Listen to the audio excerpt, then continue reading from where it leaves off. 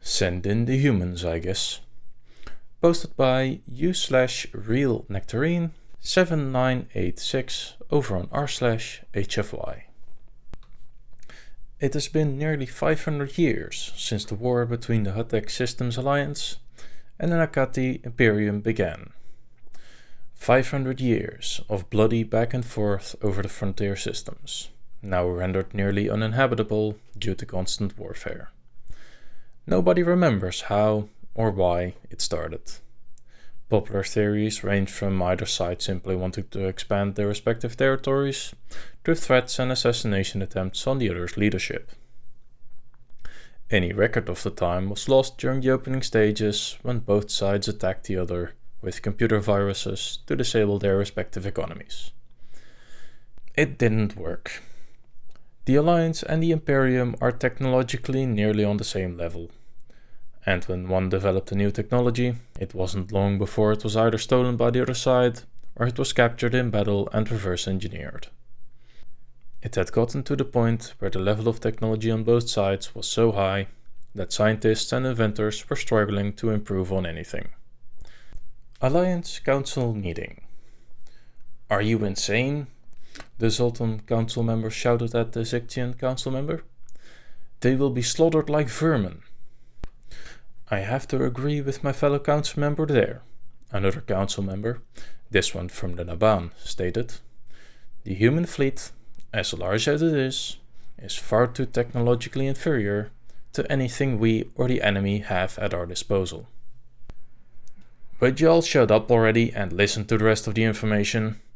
The human council member, a former general, called out. Humans. They were the most recent species to join the Alliance, having only joined some 40 years prior. Though the only reason they joined the Alliance, and not the Imperium or any other faction, was that the Alliance was the only faction that did not have a system of forced slavery in motion. The system of slavery that the Alliance has in place was purely one where the enslaved is working off their debts to anyone else. And once that debt was paid, the slave is freed and has legitimate work experience on their resumes, as the humans call it. In addition, to prevent any extreme exploitation and appalling treatment, the slaves are closely monitored by council agents.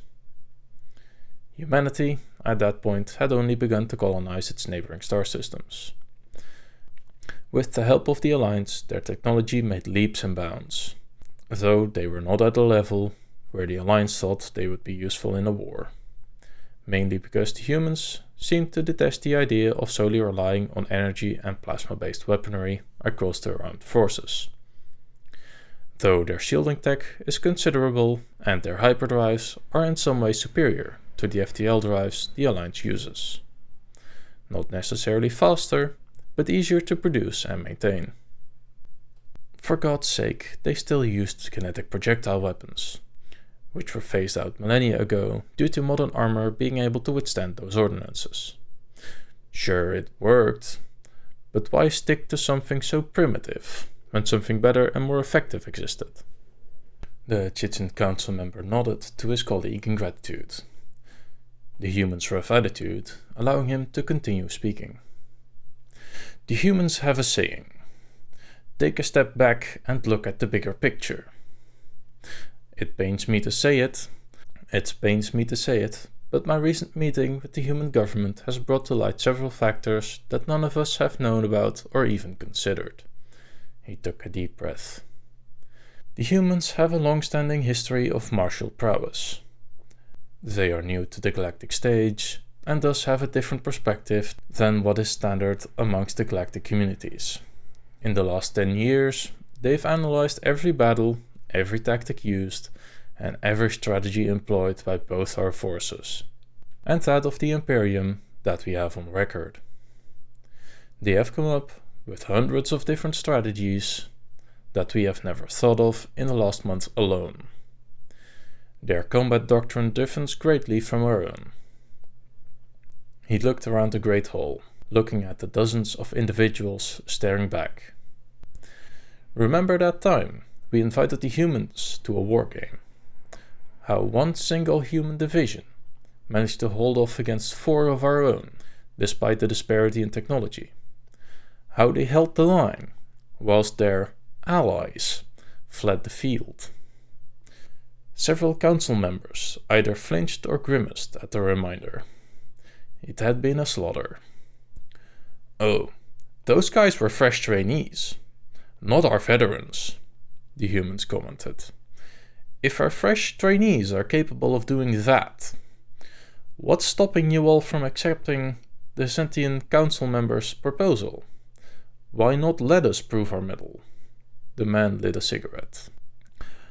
"Unless you don't want us to show how inadequate your military really is.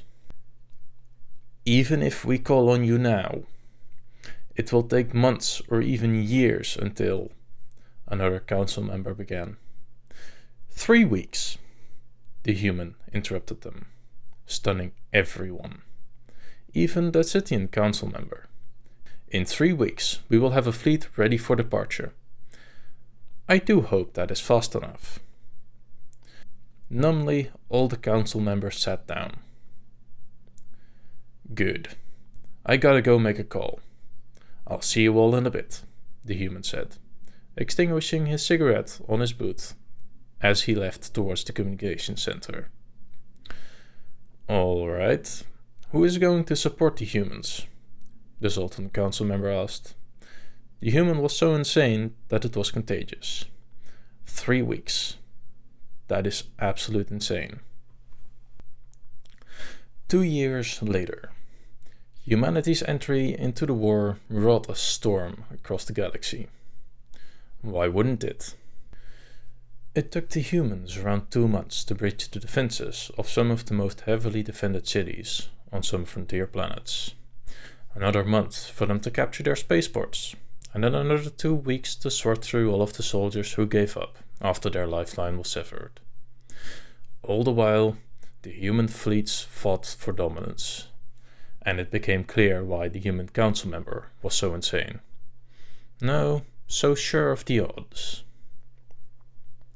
Firstly, humans deployed multiple army groups, each containing some 400,000 to 1 million combat personnel, not including support staff, armor, artillery, air force, logistics, you name it.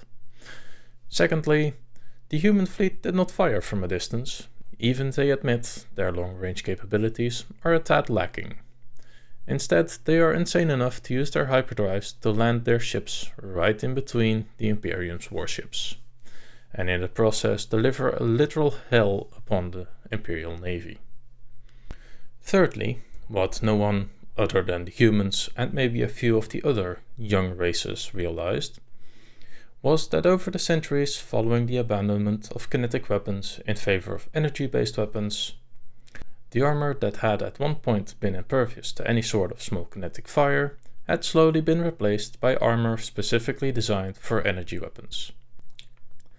Of course, the current line of armor was resistant to kinetics, but that was because of fragmentation from the artillery explosions.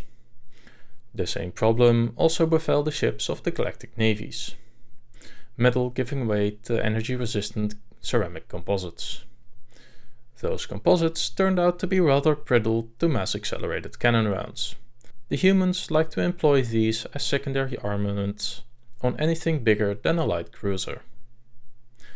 Fourth, the humans are truly insane. On several occasions, their units had been surrounded by Imperial forces. Standard procedure dictates they ought to surrender. Try telling that to a human, especially one from Ireland who had just had his whiskey flask shot out of his hand. That particular battle was at most a Pyrrhic victory for the Imperium. The last 2 years, the former frontier systems had become silent, if one were to ignore the terraforming vessels approaching and leaving the systems, that is. The irony. The Imperium and the Alliance had invested so much energy and resources into those frontier systems that every other world, except for the numerous homeworlds, had little to nothing in the way of defensive installations. Which leads to the last detail the humans made known. because while the galaxy was distracted by the fireworks, as the humans called it, small nimble human flotillas began raiding systems deep within Imperium space, even momentarily appearing above the Imperial capital, destroying an orbital shipyard and then disappearing. Now, the Imperium and the Alliance met to discuss terms, with the former desperately trying to ban the humans from using their kinetic weapons. The human representatives just laughed before stating, "Hey, our guns work just fine. It's you guys who had forgotten how effective they can be. Why change something that works after all?"